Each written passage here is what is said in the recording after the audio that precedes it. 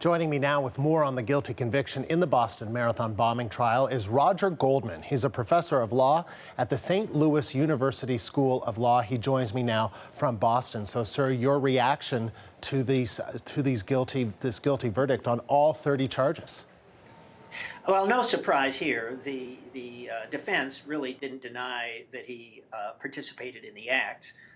And so this is really the main stage, what's going to happen in the sentencing phase. So let's talk a little bit about that, because you'll have to walk us through a Canadian audience here. There are a number of charges where Tsarnaev is eligible for the death penalty, but that doesn't necessarily mean that he will be sentenced to death, right? That's correct. It's either going to be death penalty or life without possibility of parole. And your audience might want to realize that this is a federal case, not a state case.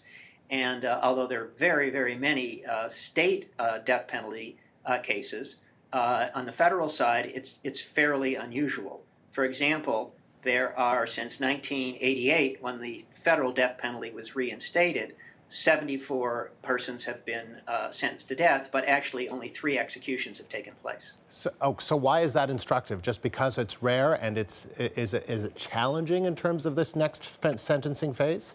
Well, it's rare, and I was really contrasting the state situation. Massachusetts, by the way, is a state that doesn't have, it's an abolitionist state. It doesn't have the death penalty.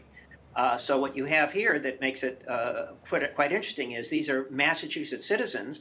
Probably 60%, the latest poll I saw, of residents of Massachusetts don't believe in the death penalty.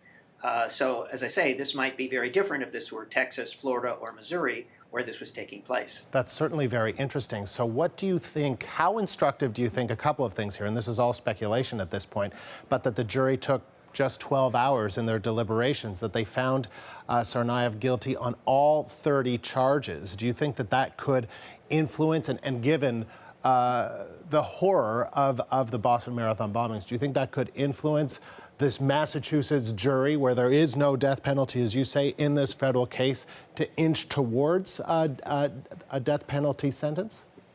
Well, first of all, one reason for the very short deliberation time is that the whole strategy of the defense is really not to deny the act. I mean, the closing argument of defense counsel was in effect saying, yes, he did it. It was really a terrible situation.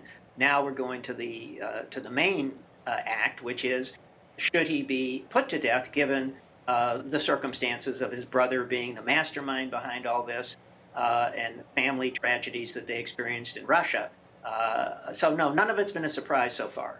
So let me ask you a little bit about that, because how instructive do you think that defense, which was the crux, as you say, of the defense's argument in this case, was that it was his brother Tamerlan who was the mastermind behind all of this, that he was the younger brother, that he was influenced by his older brother, who of course died in that shootout? How do you think that is going to influence the jury when it comes to this sentencing phase?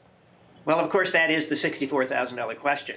And I mentioned how a majority of the residents of Massachusetts are against the death penalty, but we have 12 citizens on this panel who are going to have to make that decision. So we'll have to see. But what I can tell you is that the defense is going to be very much more aggressive and putting on evidence we haven't seen yet, making the point that really this fellow is no more than a puppet responding to the puppeteer. How would you assess this judicial process up to this point? Well, it was really brilliant. The lawyers, the way they presented the cases, they got exactly where they wanted to be. This is really the first act, and I've been very, very impressed with both sides and the way everything's been presented.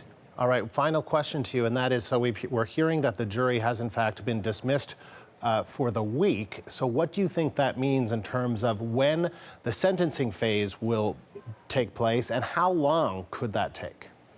Well, this is where the defense is going to be spending a lot of time. So this could take, as I say, this is really the heart of the case. So it could take several weeks of presentation of evidence of mitigation. That'd be my guess. It's going to take a long time.